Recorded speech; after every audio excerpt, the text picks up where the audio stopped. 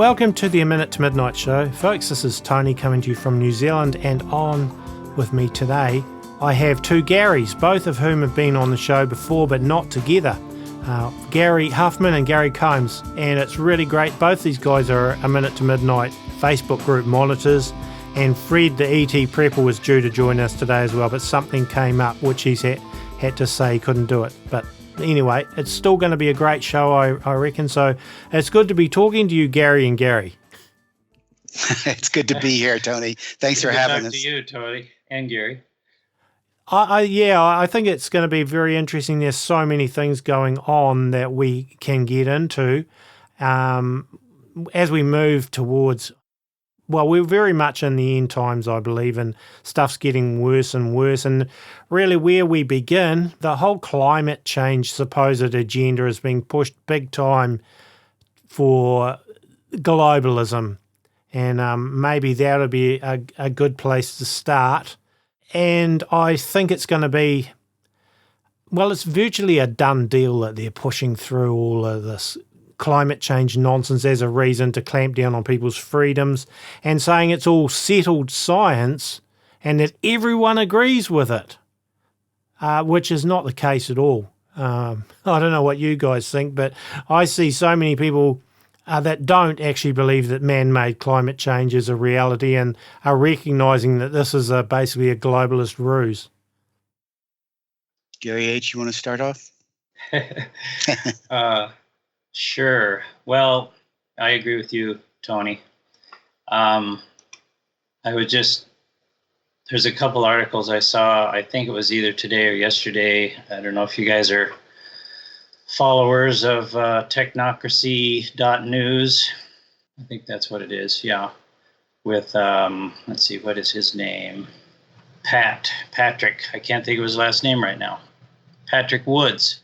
Anyway, one of his articles was massive. I mean, all these things are coming out that show that the global warming hoax is kind of breaking down when you look at the facts. And one of his articles is massive sea ice growth in Antarctic portends new ice age. And I mean, there's just lots of articles like this. If you look at people who are actually reporting what's really happening. And his little blurb before the article, he doesn't write most of the articles, but he just reports on them. His blurb is, climate alarmists and sustainable development zealots will eventually have to face the music of massive ice growth in Antarctica, which in turn may lead to a new ice age that could send planet Earth into the deep freeze. So that's kind of a whole different story than what the climate alarmists are trying to say. Well, that's really interesting too, just to jump in quickly. Michael Snyder, he just put out an article yesterday or today, I think it's today actually, saying it isn't supposed to be this cold in October. The official start of winter is still almost 2 months away. This is obviously for America because we are slowly trying to get out of winter here and it seems to be taking forever. Right. The official start of winter is still almost 2 months away, and yet the weather in much of the western half of the country right now resembles what we might expect in mid-January. All-time record lows for the month of October are being set city after city, and this extremely cold air is going to push into the Midwest by the end of the week. And so he goes on. So do you have cooler temperatures? But still they managed to twist us into the climate change agenda, and ignore facts, really. Well, that's what they started off with, of course, was calling it global warming. And then when some of these things began to manifest themselves in that we weren't getting the temperatures they had envisioned and the sea wasn't rising, and those things that Al Gore had predicted would happen by 2013 when they did not happen, they decided, as they usually do, is to change the verbiage, and it became global change. And so now basically anything that happens is all part of man-made CO2 emissions. If it's getting colder, it's because we're creating clouds or we're creating blockages of the sun. If it's hot, see, we told you. If there's a big hurricane, and I grew up in Hurricane Alley, so to speak, of South Florida. They were, saying all these things were anomalies when they really weren't. And what I don't ever hear him talking about is the grand solar minimum. That just seems to sit in the background. But there's a lot of evidence, historical evidence, documented evidence of civilization changes and things over these 400 and some year cycles. And they're saying, of course, we've entered into one of those cycles, and kind of lends itself to that article that Michael Snyder wrote. And I read that article today, by the way, and it was like well below zero in portions of, well, up where you are, Gary, I believe. Right. But and even here, I'm looking at my weather station here I have at the house, and we were 72 degrees earlier today, and it's 44 out right now. So fall has come into Georgia too, in the southeast United States. But yes, it's a part of the 2030 UN agenda. It's really all about control. It's about taxing, and it's about grabbing money, grabbing control and power. Making those types of changes, not really about the science itself. In fact, one last thing I'd mention on that is that when that Greta Thunberg, I believe her name was, when she was really on the head in the news every day, there was a letter that went to the UN Secretary General from 500 scientists that stated that there was no emergency, and that kind of fell on deaf ears too. So is it unraveling? I don't know. They control the press, so they're able to control the dissenting view of what this agenda is all about. And so that's the difficulty there, is overcoming the media that's a controlled media. Well, I was saying to a very good friend in Pennsylvania, Holly, this morning we were earlier Skyping, and I said to her, we're due to actually get to 21 degrees Celsius on Sunday, which is just under 70. May as well say 70 degrees. And that's exciting because we haven't been there since maybe April or May, early May. So where's the global warming? I'm not seeing it. Not, when that's like exciting that we might finally get to that temperature, because we haven't got really anywhere near there where I live for months and months. But when it comes to actual global warming, there was a real interesting article I came across the other day, and it's called "Shrinking Stephenson Screens Cause Global Warming."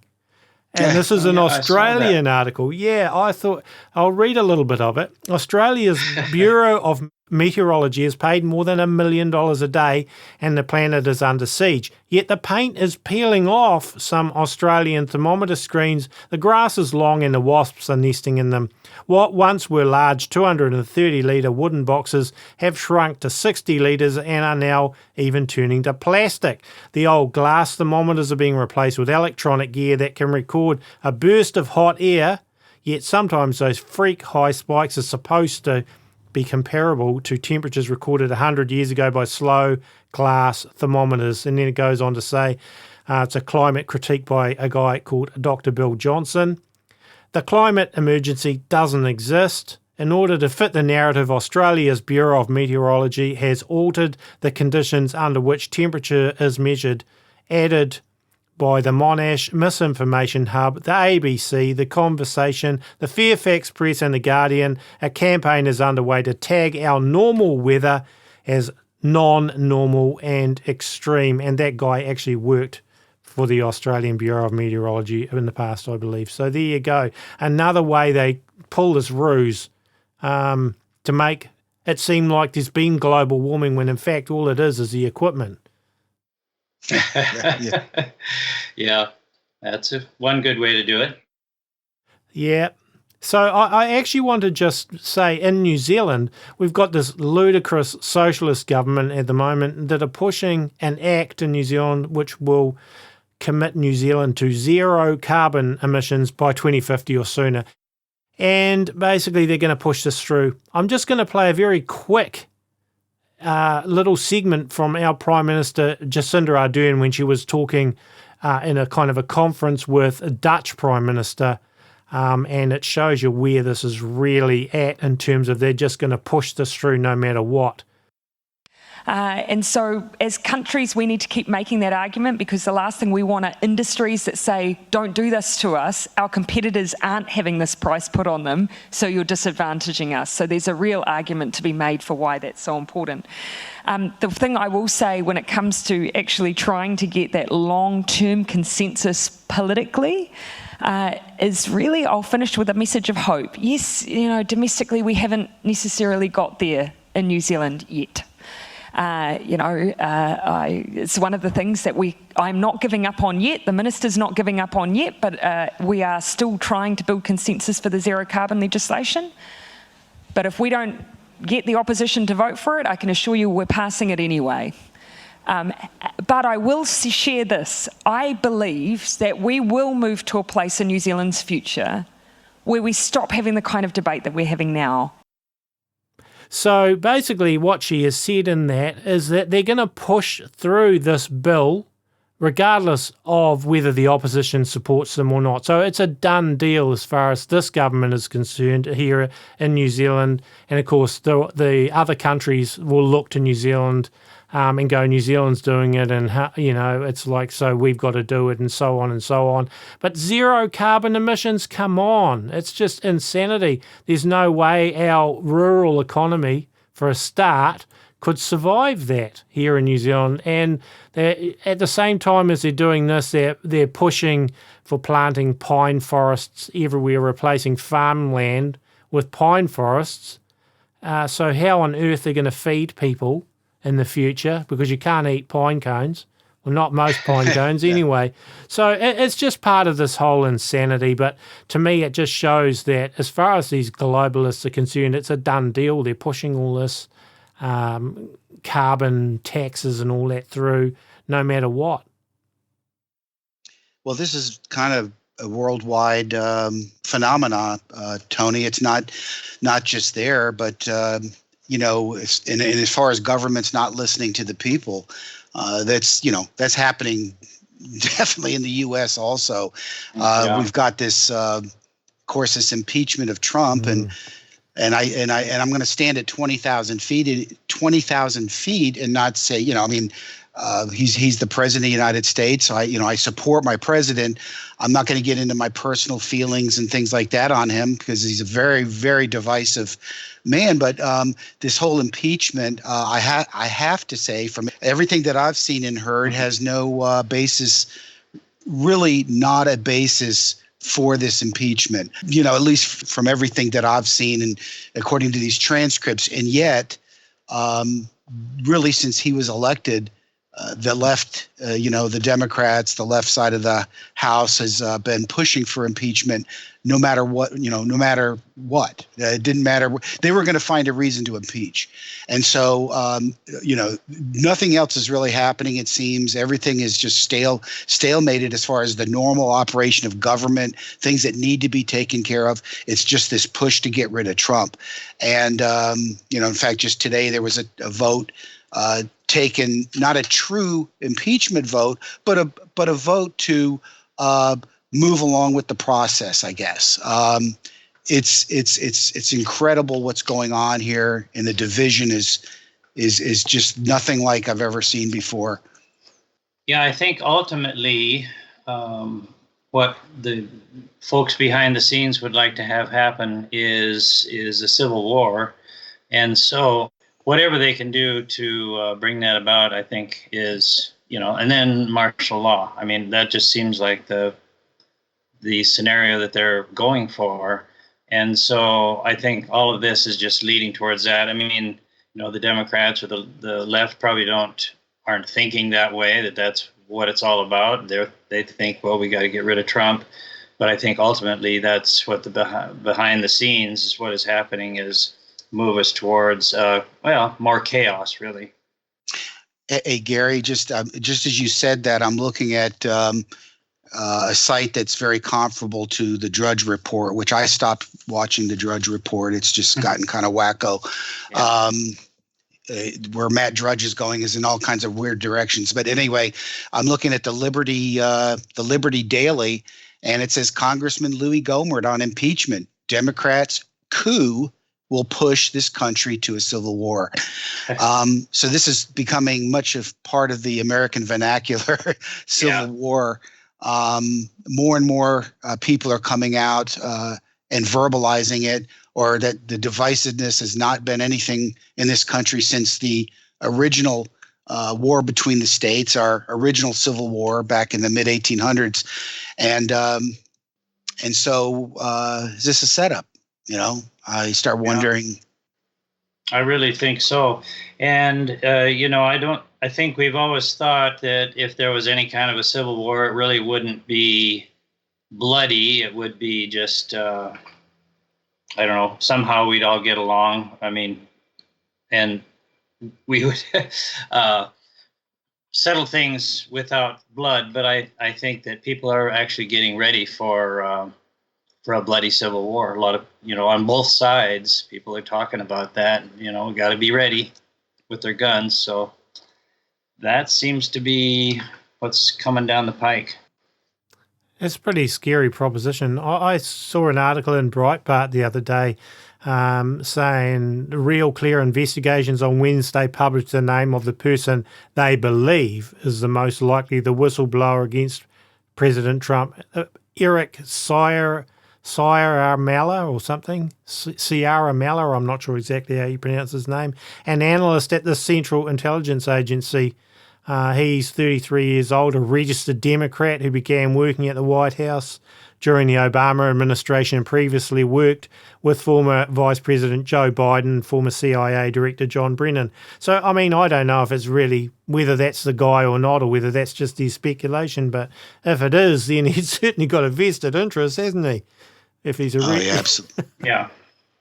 And it seems like this has been, this has been the whole operation since day one. When they started investigating this whole Ukraine deal, they're peeling back the onion, and that onion's not that thick. It's not too hard to get at some of the truths here, but they're finding some of the same players that are involved in this whole impeachment process, and what where it stemmed from, which was that phone call that Trump made to the Ukrainian president on a supposedly quid pro quo.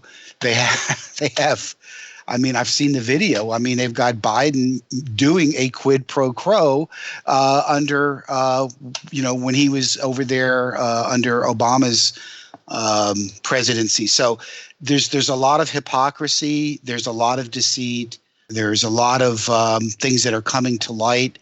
Where it ultimately all ends up, we don't know yet, of course. But there's just so much deception that it's hard to know what's left and right and what's right and wrong. Mm-hmm. It's crazy. I think, before we started, we were talking off air, the three of us, about this whole situation and how it seems to be almost the perfect ruse where they're getting everybody put into two camps virtually. So you have the Trump, the right-wing sort of conservative bloc that are doubling down in their support of Donald Trump to a point of blindly supporting him in many cases. And then you have those on the other side, on the leftist side, who are absolutely hate Donald Trump and it wouldn't matter what he did. You'd hate him. And so they've got these people pigeonholed very carefully and cleverly into two camps. And I think the three of us agree that we don't think it's that simple, and we're not believing that Donald Trump is totally innocent in all of this and, that he's the good guy that's under besiegement. Right. And, of course, Hegelian dialectic is usually two sides, and so that's the perfect to strain it down into just two sides. That makes what they're trying to do work perfectly, the Hegelian dialectic. You had an article, I think you said, talking about Jacob Rothschild there, Gary. Yeah, let me see. Yeah, so this is from the frontlinenews.com. I would say it's a conservative website. I believe that's David Horowitz's site, isn't it? Frontline. Well, his is front page. Oh, you're You're right. You're right. I think. Yeah. So this article says Jacob Rothschild's publication, which is The Economist, admits that President Trump is trying to destroy the New World Order that globalists spent decades trying to build. Yeah, it says The Economist has branded the U.S. president a present danger to the New World Order and stated that the internationalists that formed it are spinning in their graves. And it names Trump as the biggest threat to the liberal New World Order. I have trouble believing that they would even say that unless this is propaganda. Mm-hmm. Agreed. Well, I mean, back to this whole thing with Trump. I vividly, I guess what I want to say is that there's always been a contingent of the population that no matter what kind of information or truth that you bring forward, either it's cognitive dissonance or whatever, it's so far removed from their belief system that they choose not to believe it. But I remember back when of course, Obama, you had those that as soon as you said anything negative about Obama, you were just a bigot, or because he was black, you had a problem with that, and it didn't matter, facts. Before him, I remember when Ron Paul ran, there were those that were strong Ron Paul supporters. In fact, that's when the term Paul bot came into a term that was used for those that supported him, and you couldn't say anything against him, and nobody would buy it. So there's always going to be a contingent of those people. But certainly, what's happened here is that you've got the supporters, and then you've got an equally rabid anti-supporters, call them, those that hate him. You've got the Hollywood left that's leading that pack, it seems like, along with the Democrats in Congress. And so it just goes back to what we've been saying, that we've got a divide. I don't see any solution to it. What happens next, is anyone's guess. But let's just say that they get forward on this impeachment and it gets to the Senate, and let's say even Mitch McConnell behind closed doors makes some kind of deal with them, because there's a lot of them that don't care for Trump, and he's out. I mean, you talk about civil war, that could be a push for it.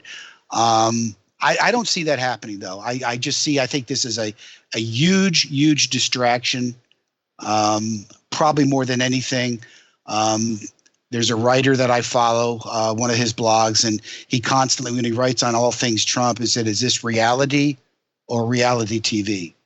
And I think it may be more reality TV than anything. So let's look then. We've got the economic situation. Everywhere now we're seeing talk of recession. And it's happening. Pretty obviously the world is in a slowdown, and it's stretched on a long time, this whole process. We've probably gone past what's normal between recessions in terms of the years. And people have kind of gotten into this stage of thinking, everything's fixed. And, there'll never be such a thing as a recession type of feeling. But then all the headlines now so often are saying, this is not looking good. And, and Michael Snyder put out another great article about 14 things that prove that there's an economic slowdown or recession or whatever. And then I read a new article by Brandon Smith at altmarket.com this morning. I just want to read a little bit of it. Just these two bits are from the article, but not quite concurrently. There's a bit of a space between them, but I'll just, for time's sake, condense it. It says, they clearly have no intention of kicking the can any longer. The Fed wanted a crash, and now they have it. The reason why is perfectly logical. The central bank, under the control of globalists at the BIS, that's the Bank of International Settlements, needs economic chaos to provide cover for what they want, or they call the global economic reset. Essentially, it is the controlled demolition of the old world order to make way for the new world order. And then further down he says this: at the same time, we have a supposedly populist president that attacks the Fed regularly, while at the same time taking full credit for the bubble in markets. Donald Trump boasts daily of his influence in markets, employment, GDP, etc. He does this even though he called the economic recovery a bubble during his campaign. He now owns the health of the economy, and by extension he has given the central bankers and the globalists a perfect gift. He has set himself and his supporters up as scapegoats for the crash. As he falls, he will discredit central bank critics for generations to come. And to be honest, that's one reason why I'm seriously doubtful whether Trump will be removed from office, because do they want the Democrats in there when there's a crash? Somehow I don't think so. I think they're going to want this current government to take responsibility for having crashed the economy, even though it's probably not really them. It's just something that's been going to happen. It's been engineered by the global elites for a long time to get to this point. What are your guys' thoughts? Yeah, I agree. And Brandon Smith has written a lot of good articles, pointing that direction. I think that, we kind of know that the globalists are not favorable towards Christianity. They're not favorable towards conservatism. So the best thing they can do is have conservatives and Christians be blamed for this chaos and the money system going down, the everything bubble being popped. I guess they're counting on a public that doesn't pay much attention, or a large part of the populace that doesn't pay attention to things or has short-term memories, which is quite honestly the case a lot of times, because Jerome Powell himself, let's go back to what you said in that article, and Trump did. On his campaign trail, he talked about that the stock market was a huge bubble. It was a huge bubble. And now, yes, the markets did go up. I mean, they're back up over 27. The Dow's back up over 27,000. It dropped about 150 points today, but it's still over 27,000. And Trump is always taking credit for that. Jerome Powell, back in, I think it was 2012 or something like that, not too many years before he took over the helm, was saying some of the similar things. And that if they had to tighten liquidity, that it could potentially cause a collapse. And so what does he do as soon as he takes over? He begins tightening liquidity, where last year a lot of that was done. And of course, the last quarter of last year, especially December, we had a near crash. And it's only been recently when there's been some press towards a potential recession that, in fact, it was just as recent as yesterday that they dropped the overnight rate, I guess, that they charged the banks, I think 25 basis points, which is basically a quarter of 1%. So that, to stave off potential recession, while at the same time, I don't know if you all read this article. It was a few weeks ago where they went from pumping $75 billion. This is almost hard to believe. $75 billion daily into the markets to over $100 billion, $125 billion. Is it? I'm not sure. How is there anybody in their right mind can see this as a good thing? I mean, this is funny money. This is, and yet the markets are still now declining. There's a lot of talk now about. Before I got on this call, I was looking at finance news on Yahoo, and some of the articles there that they're looking towards recession, especially coming to the beginning of 2020. So, kind of circling back to all of this. Brandon Smith certainly has been over at Alt Markets, been talking about this for a long time. I tend to believe him that they do want to, at some point here, when they're ready, I guess, crash the markets under Trump. It'd be they can then blame it on capitalism, conservatism, and of course Trump. and to open that door to where, because I keep wondering why the Democrats now are going full bore. I mean, they're going full bore socialism in the United States. I mean, there's just no hiding it any longer. And it's like, why are they playing this card so hard right now? I'm still trying to get through that one completely. But do they know something we don't know as far as the timing for all of this? I don't know. But that certainly is the path that we're on. I could go off in tangents here, so I'll leave it at that point right now. Yeah, I agree though, and it is hard to know exactly how it'll play out or how quickly it'll play out. But I think the thing is to be prepared. People on A Minute to Midnight, we've been trying for a long time now, years, tell people to be prepared for things, with extra food and water and general preparations for what's coming. And to change the subject a bit, but it fits in really, is what about these Californian wildfires all over the place? And people that have said, we don't need to do preparations and all that in the past. Well, how are they managing with the reality now that they're having power outages, extended ones and different things like that? Well, isn't that a very good reason why people should have extra food and water and different things like that to be prepared for such things? That's just one possible sort of thing that can go wrong. There's a whole lot more possible other ways. That's how California is being affected at the moment. But I'm wondering if California is actually being seriously targeted as a state more than anywhere else, and for whatever reason. I know some people send out photos of supposed directed energy beams being used to set fires and all that. I look at those pictures and think, well, where's the source of the picture? Who took the picture? And is it photoshopped? Because I'm not convinced that they're not, that they're genuine. But I don't know what your guys think. But the point is, the electric companies have not done proper maintenance for years, and largely it's their fault that that there are power outages. If they'd been looking after the lines and the equipment properly, they wouldn't have had to do this in the first place. Is that an accident, or is it a planned thing? Well, I think it's planned. Most of these things these days don't seem to be accidents, but it is hard to know. A lot of it you can't really find out the facts and know for sure, but just the way things come together, converge, it just really seems like a lot of it is planned. And, as far as directed energy weapons, we know that they exist, and they certainly have the capability to do all that down in California. So, making everything ready for the fires and then starting a few here and there certainly could be happening.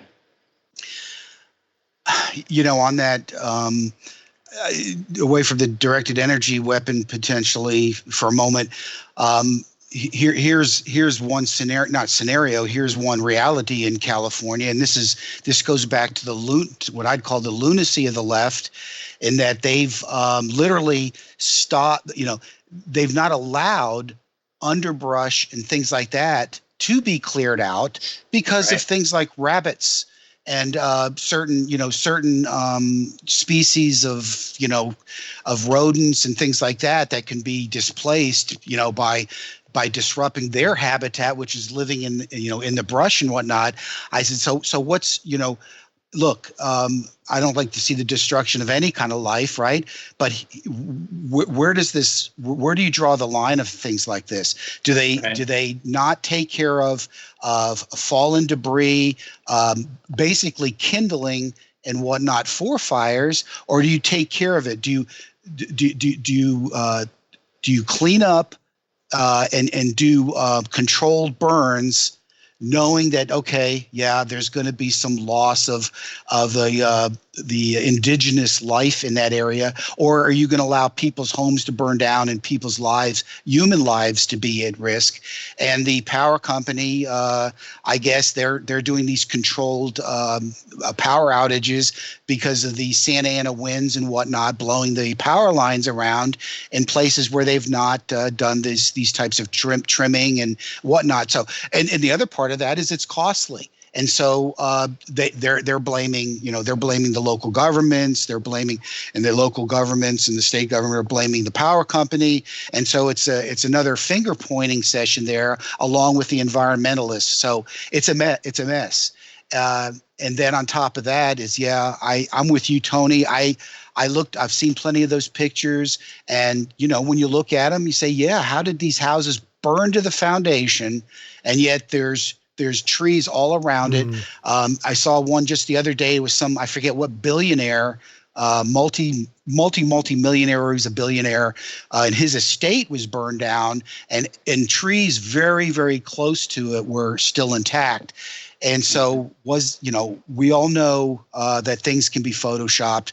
We use that term loosely. They've gone way beyond Photoshop. They've got, and I'll add to this, that I just read something yesterday. I think it was Hal Lindsey sends out a newsletter that now not only do we have the fake news from our mainstream media outlets, but there was a scenario with a minor earthquake in California, and it turned out to be, not of large consequence.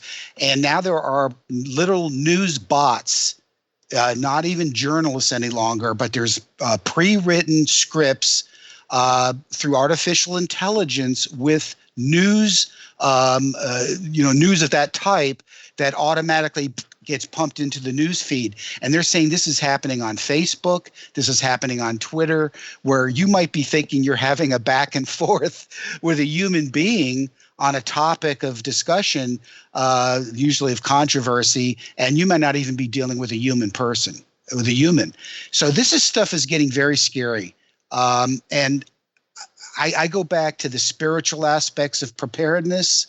The number one prep is God Almighty, is a relationship with God through Jesus Christ, his son, because I read my Bible. I try to do it every day, and I'm just so thankful that there's truth there. That's the ultimate truth, because we're living in a world now where everything potentially and is many times fabricated, and it's a scary thing, really is.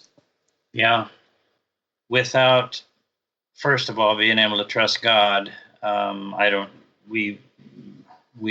future would be pretty grim right now, I think. And so that is definitely that's the beginning. But the Bible actually has a lot to say about preparing in other ways too. And I really feel like it's foolish not to prepare for the things coming down the road. It's, and it's doing a disservice to yourself and your family if you're not ready for some things coming down the road. That's why we buy insurance. We think that's okay, but then we think, we shouldn't prepare because we're not trusting God if we prepare. But I disagree with that. I'm with you there, Gary. I think so, me too. And it becomes really obvious when you do have things like natural disasters and whatnot.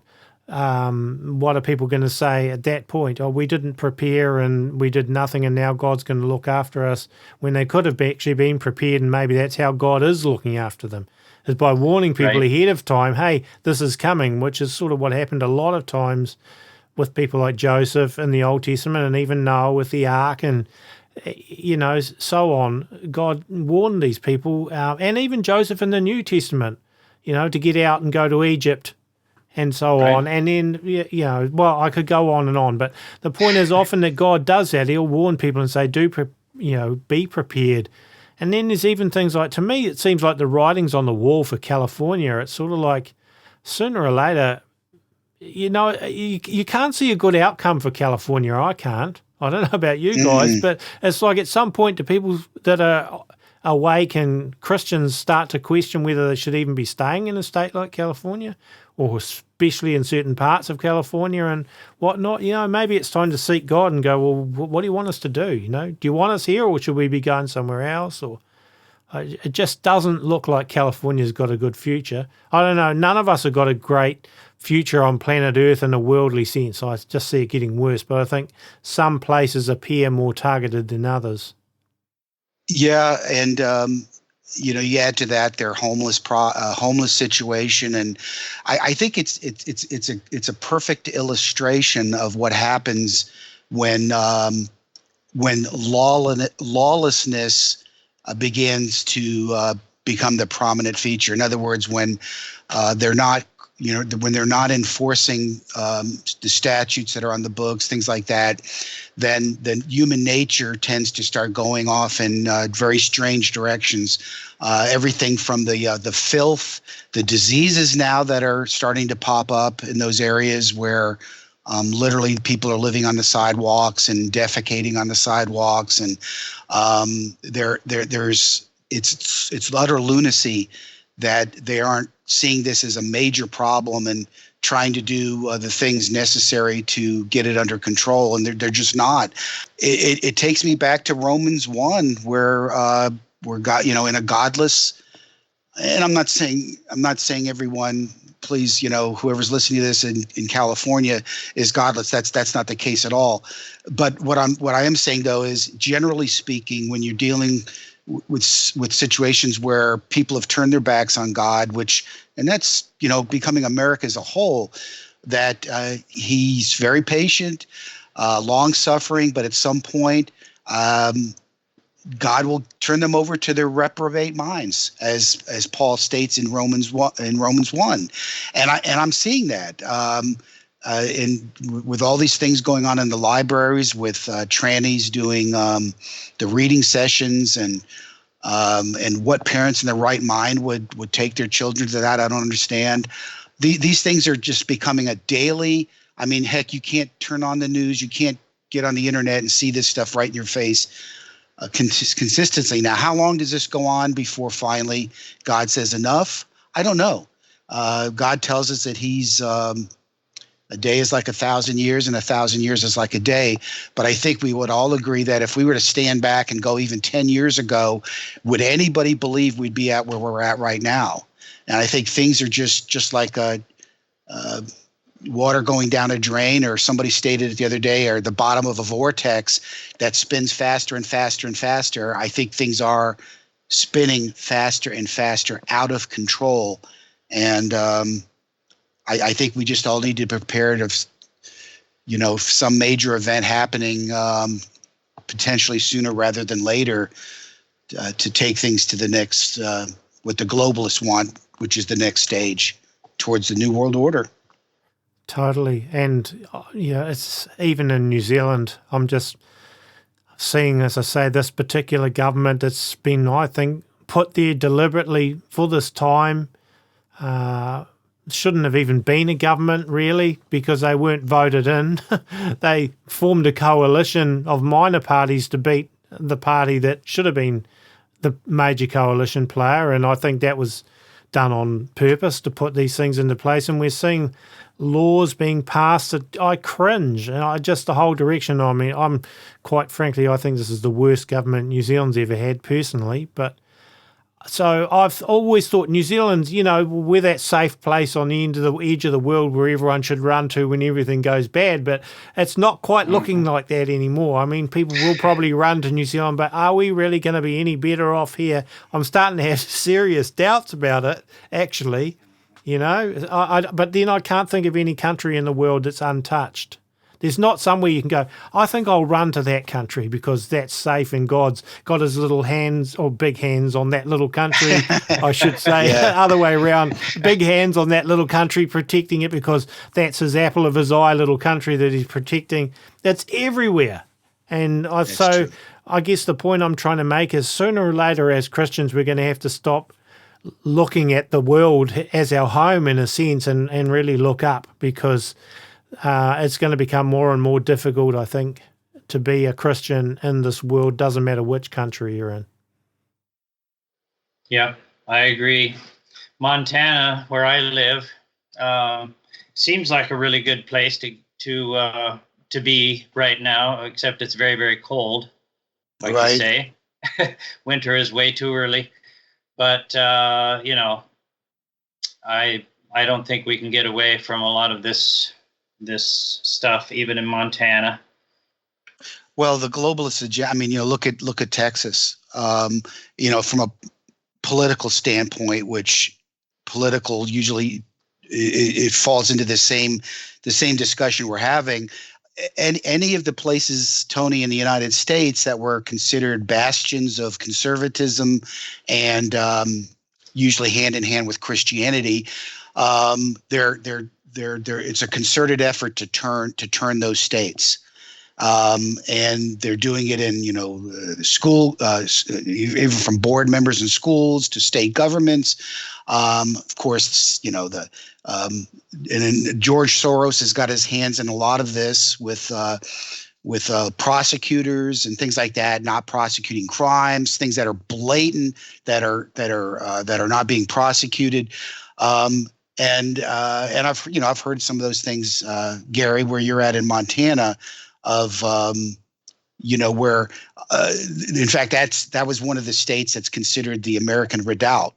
Montana, I believe, correct me if I'm wrong, I think it was Montana, Wyoming, Idaho, I believe it was Eastern Washington State and Eastern Oregon, which it was a place where they were really welcoming conservatives and Christians kind of as a point of the spear, so to speak. But you're right, Tony. I don't think there's anywhere, whether it's the United States, whether it's an island somewhere in the Pacific, whether it's New Zealand or wherever, I don't think there's any place that's untouched. This is a worldwide change, so to speak. And we've got the Bible that's told us that this is not going to be, this is going to be a worldwide situation as the clock winds down. So there shouldn't be a surprise here. And I try to more and more think of myself as I read the Word as an ambassador in a foreign land.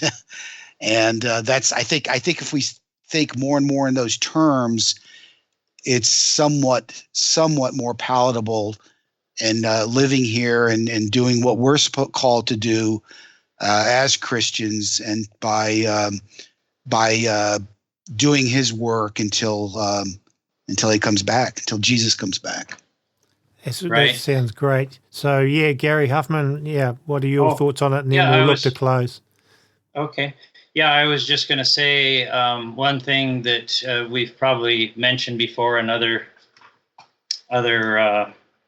interviews is, preparing is not just for ourselves or for our families. I really believe that preparing is going to be a ministry of the body of Christ in the future. I mean, preparing now is going to lead to a ministry to the people around us who, need help.